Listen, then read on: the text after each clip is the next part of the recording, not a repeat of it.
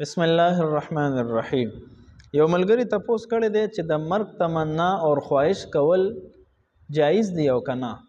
یو انسان دا وایي چې یا الله مال مرګ راکې، نو د شریعت په نظر کې داسې قسم الفاظ ویل صحیح دی او کنه. فقها بعض صورتونه داسې لیکلي دي چې پای کې د مرګ تمنا او خواهش کول جایز نه دی، گناه ده، حرام دی. او بعض صورتونه داسې دي چې پای کې د مرګ تمنا او خواهش کول گنجائش ته چې انسان تمنا وکړي.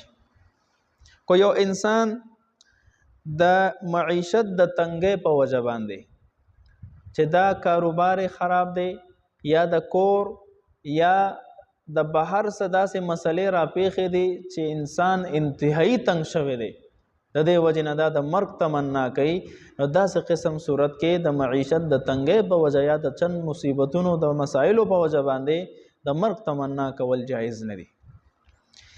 یا د دشمن د یری په وجه باندې چې دشمن مې قتل کوي، نو د اول نه د مرګ تمنا کوي چې خدای مال همداسې مرګ راکړي چې دشمن مې قتل نه کړي. یا د دنه مال غصب کړی شو، ډاکه پې واچولی شوه، په غلا ته مال یوړلی شو، په دې غونډو صورتونو کې دا بیا وایي چې یا الله مال مرګ راکې، نو داسې قسم یعنی د مصیبتونو په وجه باندې مرګ غوښتل دا د شریعت په نظر کې ناجایز دی او ګناه ده.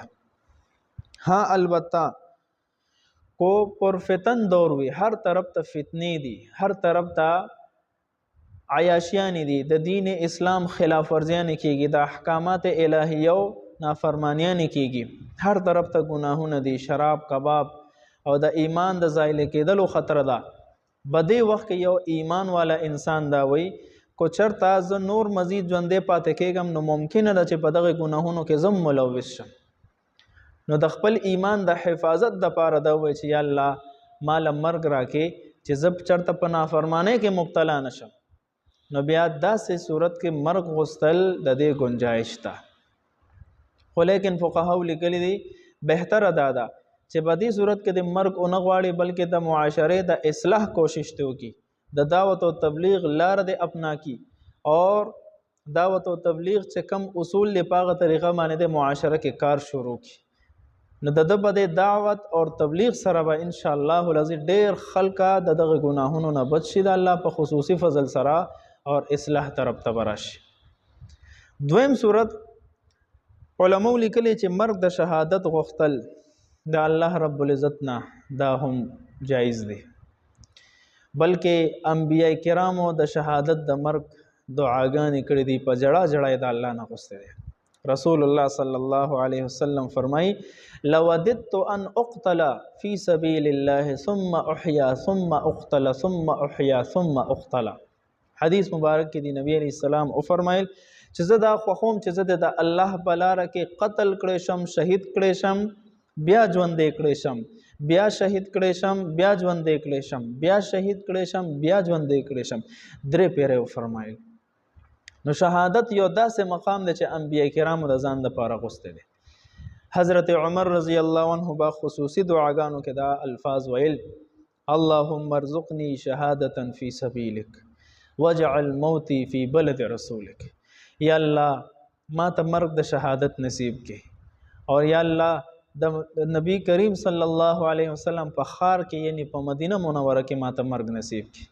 نو د شهادت یو داسې لوی مقام دی د الله په نسبت باندې چې انبیاء کرامو، صحابه کرامو، اولیاء کرامو، تمام مسلمانانو نیک چې څومره تیر شوي دي او موجود دي دی د شهادت تمنا کوي. نو د شهادت غوښتل الله نه دا بالکل صحیح دی. بعض خلک دلته یو اشکال کوي چې تاسو شهادت غواړئ نو مرګ غواړئ، نو مرګ غوښتل صحیح نه دی. د شهادت غوښتو مطلب دا دی چې یا الله کله هم مال مرګ راځي، د ما د مرګ نیټه چې کله هم پوره کیږي نو مرګ خو اسم راځي، نو دغه مرګ مې د شهادت وګرځي، هغه مقام د شهادت را نصیب کی، مرتبه د شهادت را نصیب کی.